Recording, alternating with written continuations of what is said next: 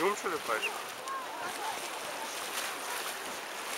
Виждате как корабчето се приближава към брега, а пътниците се изпадат в екстаз на него. Казвам, които не могат да се видят. Ами там е една чайка. Моля и друг кадър насам. Моля главният режисьор да направи кадър на чайката кратко на скалата, защото малко ще полети.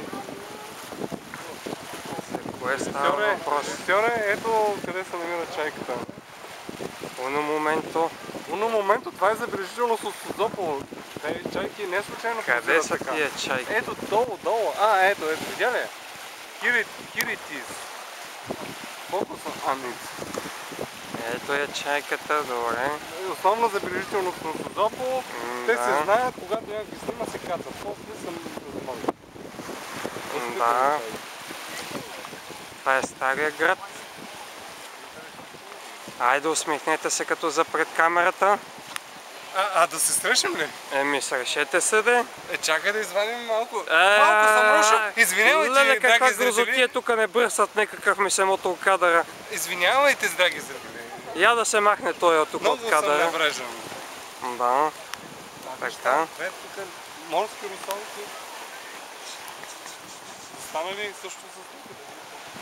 Имаш ли кадър от морските русалки? Така. Така.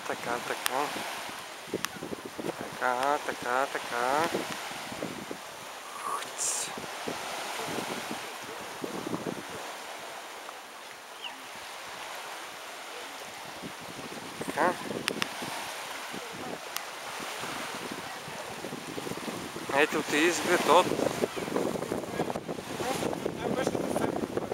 брега.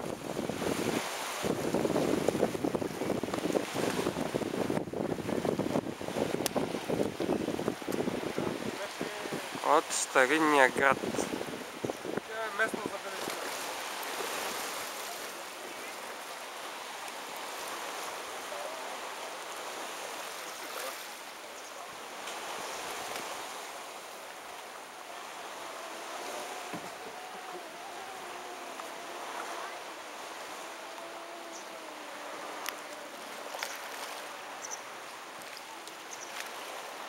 И така. С това завършва обиколката на Созополския залив. Значи водата е